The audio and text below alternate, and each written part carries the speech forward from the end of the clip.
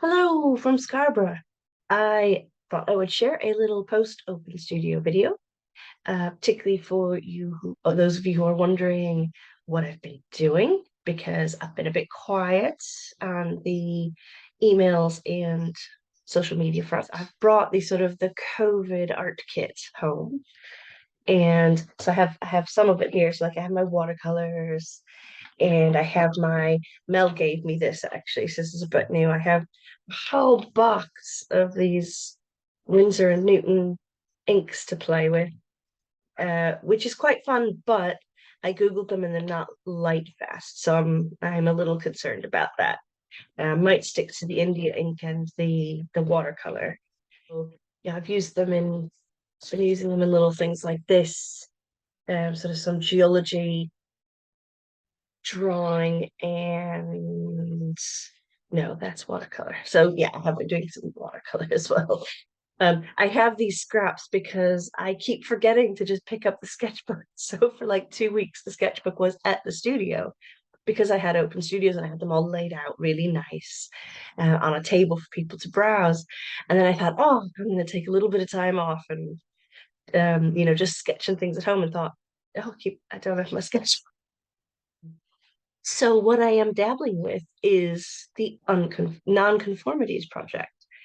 Now, I did talk about this at Open Studio, so those of you who visited got a little hint of what I'm doing. It's a project where I'm trying to not define it too early because I like the idea of the concept in my head, but it's working out where I'm going to take that. But essentially, I think I have talked about it in a previous newsletter, which I'll link to. I think that'd be the best thing. I'll do a little link, and it's about when you have layers in geology that don't go together. So it's a kind of boundary layer, and as some of you know, I really like boundary layers anyway because I like the concept of time that they imply and a moment or period of change that they imply. So I did a lot of that in the Deep Time project. Even when I just show you the rocks I love. Oh, I was going to show you. I should have thought of this. The rocks I love are the ones that are full of usually full of the bivalve and brachipod fossils. All I have here, unfortunately, are these are sponge fossils. This isn't, sorry, why am I holding this up? This is in a massive piece of flint. I have no idea why it's with my sponges. So here's the sponge fossils. This was holding down my blinds, so maybe that's why. So these are sponge fossils from local. You can't see the middles of these too much, so you can see the nice little texture.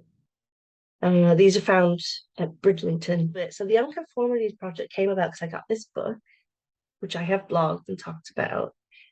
It's a vintage geology book, but this is a 1969 textbook.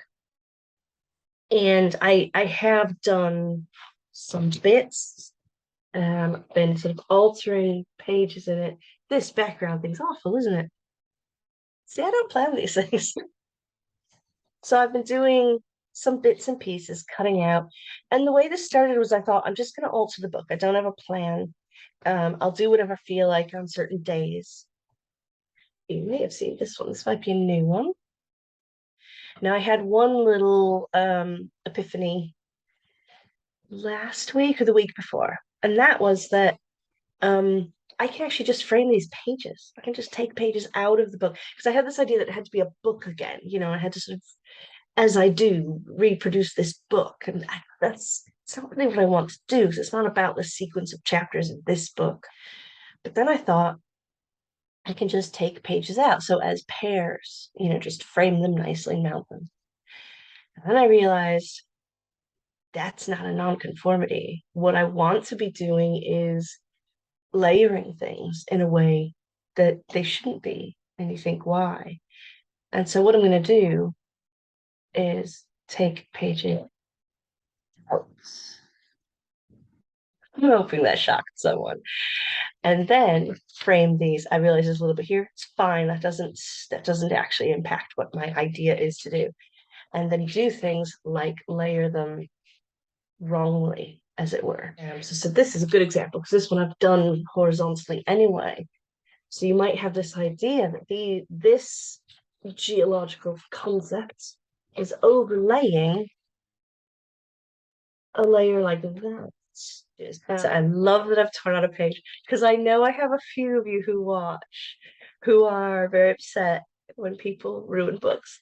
This book has no value, by the way. This book is old. It is a library copy.